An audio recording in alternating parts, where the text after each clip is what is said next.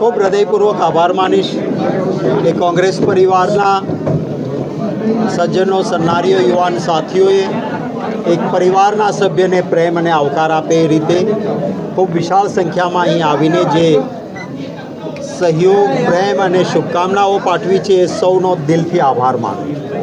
પક્ષ એ મારા માટે એક પરિવાર છે અને પરિવારમાં જેમ આપણે એકબીજાને શુભેચ્છાની આપલે નવા વર્ષમાં કરતા હોઈએ છીએ એ રીતે પ્રદેશ કોંગ્રેસ કાર્યાલય ખાતે આજે આવવાનું મુખ્ય કારણ એ હતું કે ઘણા બધા મિત્રો સતત ફોન કરતા હતા કે અમે તમારા વતન લીમડા સુધી નથી આવી શક્યા, તો અમદાવાદમાં પ્રદેશ સમિતિમાં ક્યારે મળશો. અમારા આગેવાનો ભાઈ શૈલેષભાઈ પરમાર, હિંમતસિંહભાઈ પટેલ, આ બધા આગેવાનો, શહેર કોંગ્રેસ પ્રમુખ સોનલબેન પટેલ, એમનો પણ આગ્રહ હતો કે એક દિવસ એવો સમય કાઢો કે બધા મળી શકીએ. ત્યારે આજે નવા વર્ષ નિમિત્તે સૌને મળતા ખૂબ આનંદ થયો. ઈશ્વરને પ્રાર્થના કરું છું કે આવો જ પ્રેમ, રાજકીય ખુરશીઓ તો આવે ને જાય, એનાથી કંઈ ફરક નથી પડતો. રાજકીય ખુરશીના સ્થાન કરતાં લોકોના, પક્ષના, કાર્યકર્તાઓના દિલમાં સ્થાન માતાજી કાયમ ટકાવે એવી પ્રાર્થના સાથે સમગ્ર ગુજરાત આજે કમોસમી વરસાદના કારણે ખેડૂતો ખૂબ પરેશાન થયા છે. અનેક સમસ્યાઓ છે. ત્યારે આવતા દિવસોમાં લોક સમસ્યા દૂર થાય, લોકોની તકલીફ દૂર થાય, ઈશ્વરના આશીર્વાદ પ્રાપ્ત થાય અને ગુજરાતનું કલ્યાણ થાય એવી શુભકામનાઓ પાઠવું. સર, ખાસ કરીને ગણતરીના મહિનાઓમાં બી અમદાવાદ મ્યુનિસિપલ કોર્પોરેશનનો જે ચુનાવ છે આવવાનો છે, કઈ રીતની કોંગ્રેસની રણનીતિ રહેશે સર?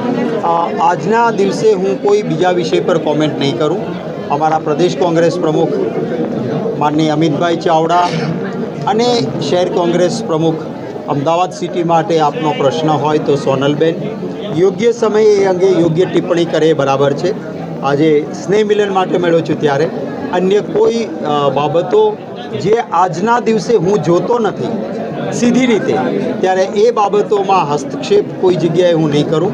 મારી આશા અને અપેક્ષા છે કે ગુજરાતના લોકોએ ભારતીય જનતા પાર્ટીના શાસનમાં અનેક મુશ્કેલીઓ જોઈ છે, ત્યારે આવતા દિવસોમાં કોંગ્રેસ પક્ષનું શાસન સ્થાનિક સ્વરાજ્ય હોય, રાજ્ય હોય કે કેન્દ્રમાં બને અને લોકસેવા, લોક કલ્યાણનું કામ થાય એવી અપેક્ષાઓ.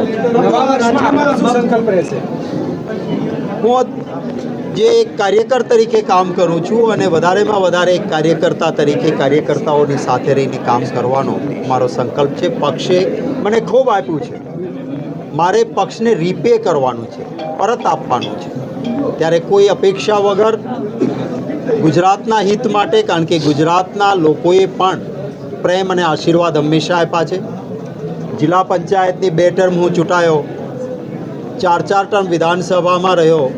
ભાવનગર શહેર હોય કે કચ્છના લોકોએ પ્રેમ આપ્યો છે, સૌનો ઋણ છે મારા માટે. એમના માટે મારે આજીવન કામ કરતા રહેવાનું છે અને એક કાર્યકર્તા તરીકે કામ કરીશ.